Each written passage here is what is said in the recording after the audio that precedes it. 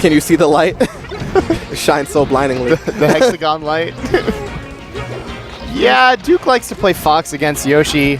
It's just one of the matchups where he doesn't want to deal with the shit. Marth is a tricky one because you kind of have to understand how Yoshi works in order to kind of deal with them. Because Yoshi has a lot of weird counter hit stuff where if you just kind of swing like you would against any other character, any other mid-faller, Yoshi's just going to like double jump back into you, nair you, and then start potentially comboing you.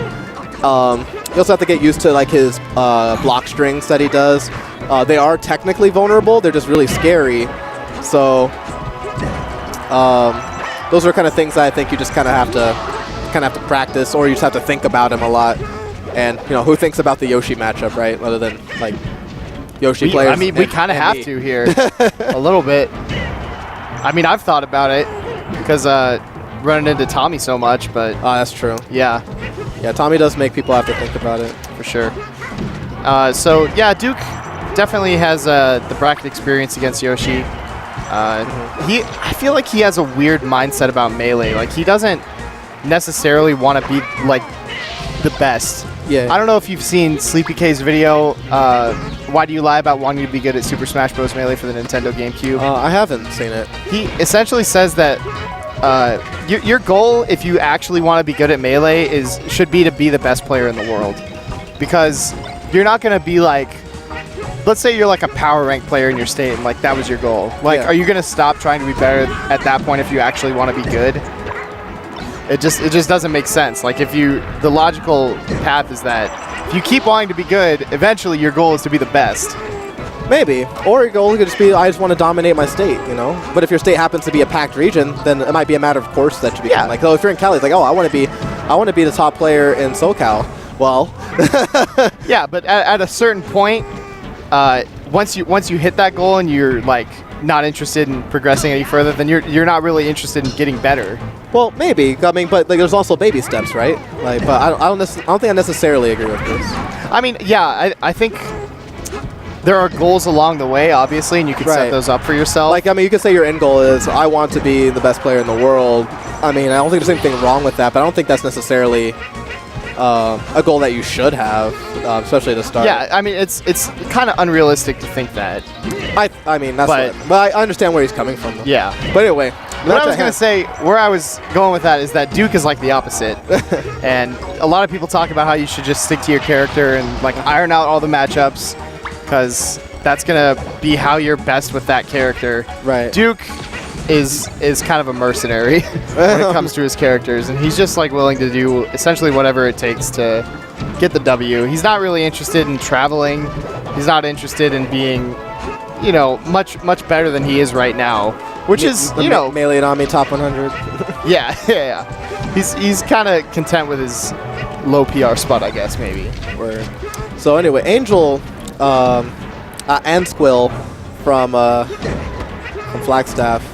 His Yoshi style is a little bit, it's like, in comparison to, say, Cali's, it's a little bit slower. Yeah. But he likes to do things that are a little bit more methodical. He's a little bit more willing to wait, and he likes to try to play normal rhythm timings for when you might want to counter attack him. So like, instead of like just doing the really quick double jump back neutral airs, he'll do like kind of intentionally delayed ones. Yeah. And he'll mix them up, as you see that with neutral Bs, just to kind of catch you off guard. Because like, when he thinks like, oh, you're probably expecting the slow neutral air now, so I'm now going to hit you with that egg lay, and I'm going to throw off your defensive play. So then I start opening up neutral airs again. One thing I noticed about him is that he doesn't really go for parries very often. No, he does not. Yeah, I did a bunch of parryable things when we were playing. And I was like, man, if I was playing Tommy, I would be getting blown up for this. Yeah. But he just kind of like withered away at me, you know? He just played like a really careful neutral. Yeah, he plays with like sidesteps more than parries. Ooh. So I think it's probably something that should never really bother to develop. Yeah. But I think in that last edge guard, he probably should have just forward smashed instead of going for that neutral air. He still was able to close it out, but you know, took some extra percentage that he probably didn't need to take. Sure. I think he did at least, or at least if he didn't, he could have. Oh no, Vitro slipping up. That's not really good for him.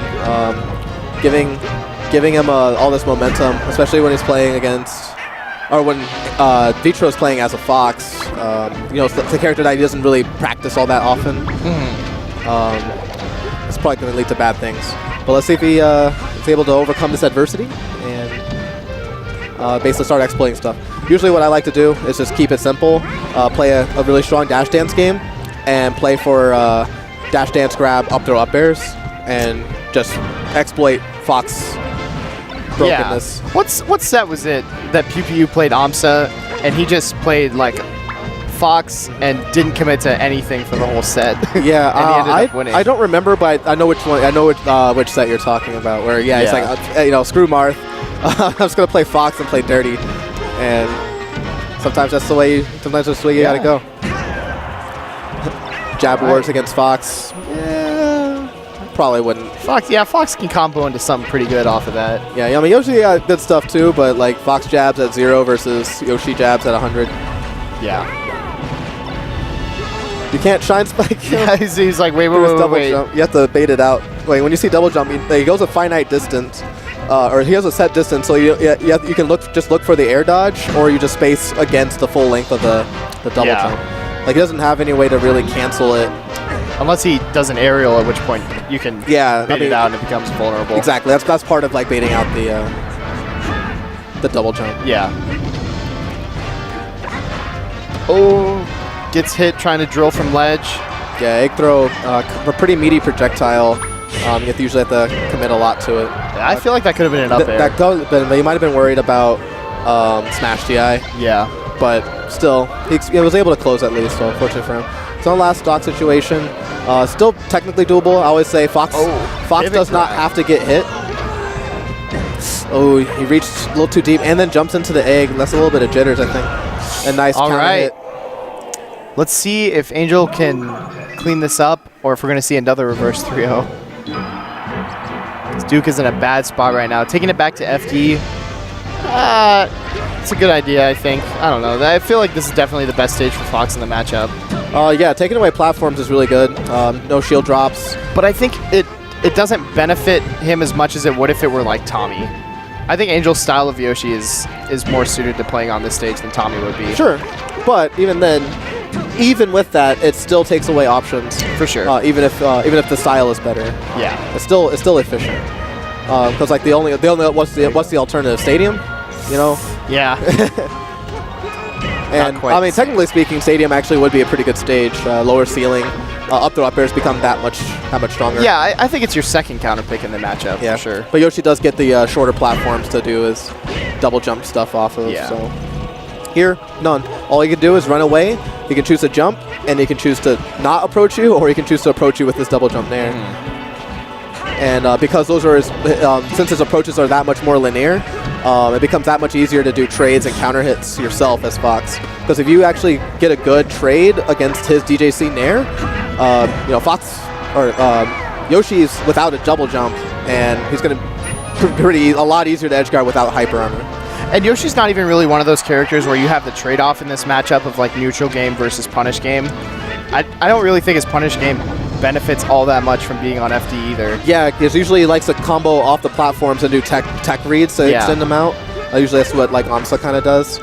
He can still pinwheel pretty well here if he gets the right hit, like a jab reset. But having the platform definitely helps Yoshi's combo game more than it helps Fox. Oh. Well, not more than else, but like rather, Fox has a much stronger combo game on FD. Yeah. Because, you know, up throw up air, timeless classic. Never fails. Oh, he must have got locked out. He might have tried to up B before the forward air was coming out and locked himself. Ooh, nice. Gets the shield grab. Oh, there it is. No, and another lockout. I think he tried to up B to start fire, but once again, just a little bit too slow and ended up catching him. So Vitro now, once again, in a lot of trouble. Oh, Angel made the right call, but still just couldn't dash the right way. Oh, that should be it. All right, so now in a much better position than he was last game as far as low percent goes, but still, he's on kind of death's door right now. I wonder if he might still stick with Fox this whole time, or if he actually might try making the Marth adjustment. I can't see him playing Marth in this set. Yeah, I don't think he has anyone else that he plays, right? He just plays Fox. Ganondorf. Fox. Oh, Ganon versus Yoshi. I never really thought about that one too much. I feel like with parrying, Yoshi can do extremely well in that matchup. Without parrying, I think that it can be a little bit more scary, because then Ganon gets to basically encroach your space a lot easier. Empty game opens up immensely when you don't try to go for parries. Because if you just shield, yeah, you're not going to get a shield stab, but then he has less reason to start actually doing the aerials and just fast fall and land in front of you, and you don't have any real out of shield options. What? He counterpicked him to FD. Oh, he just wants to run it back. Yeah, this is one. I think it's one of his favorite levels. So I mean that makes sense. Sure, like from a pure numbers standpoint,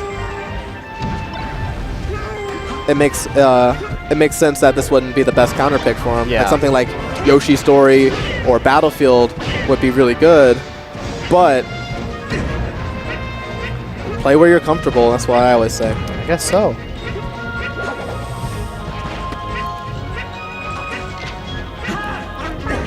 Like he thought that I should have had it on FD. He still also has another counter pick. So if Vitro makes a huge adjustment here that shows that, hey, maybe FD isn't the right choice, he can say, mix it up, maybe go to another place. But yeah, I don't really peg him to be like a Fountain Yoshi either. Yeah. He's not really the type that seems to, like you said, really play off of those platforms. Yeah.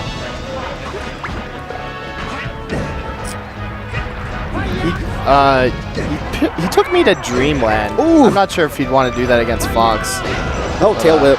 Thought he would just use his head, but tail's good too. Ooh, just enough armor. Oh, nice delayed. I don't know if that was intentional, but it looked like it was like a delayed dash grab instead of like a pivot grab.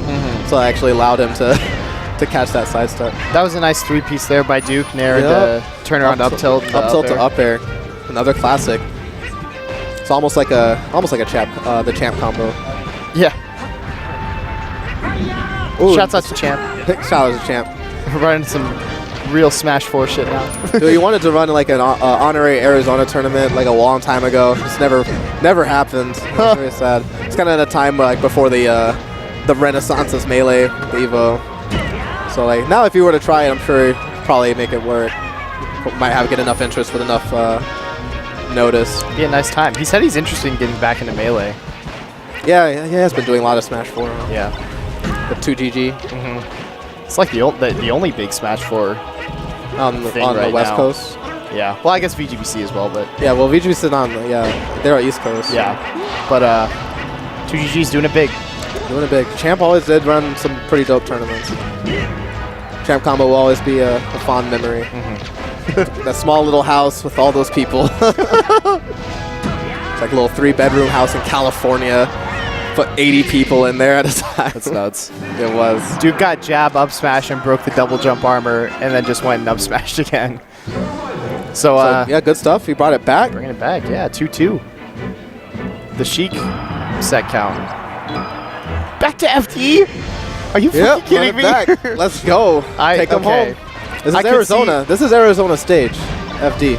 I could see your logic before. I'm not sure I get it now. This is the only stage you've lost on the set, and you've lost there twice. That is true. Oh, he's done. But if you think that you should be winning here, sometimes you got to go with your gut. Sometimes it hurts more to doubt yourself. So it depends. It's really his call. He's the one in the hot seat. You know, it's not about me and you, right? Okay, I guess so. Like, sure, we can speculate, we can commentate, say, hey, you know, these are things that probably could be considered, but you know, he's in top 8 and we're not. I mean, yeah, I mean, I would be if I did out of the tournament, wasn't feeling well. But oh, he doesn't get the down smash on that. I thought he would call that for sure. Forward throw. I don't think I've ever seen Yoshi's forward throw before. Yeah, that's definitely a common. Most of the time when you see throws like that, it's usually because they put the grab input, but they buffered a DI input. Like they think they might get hit during the grab, and they accidentally just throw really quickly.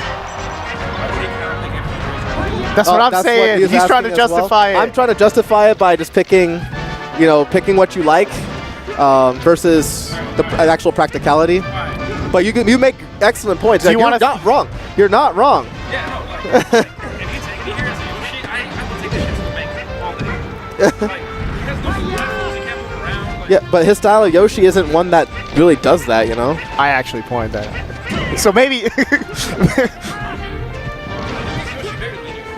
Yeah, that's what I said too. So maybe Like, Tony's right. We're all saying all these things. Like, yeah, these were all things that were pointed out. But that's the thing. I think that's the way he likes to play. He is linear, and as I said, he likes to do like slight distortions to his rhythm and pacing. Like right there, he slowly changed the pace of his. Oh, he got it this time. Slowly changed the pace of his neutral air approaches to where they can be just annoying enough. The problem is I think the set went on too long for him to actually utilize that only on FD. If this was a best of 3, then this was over. It would have been over already. Well, GP right? got to go after him. He's got no jump. But unfortunately, I think That's it. that might actually be his problem. Maybe because of where he is, he's not really used to playing the best of 5 format. Like Maybe. that actually worked against him really well. Yeah. Or yeah. I think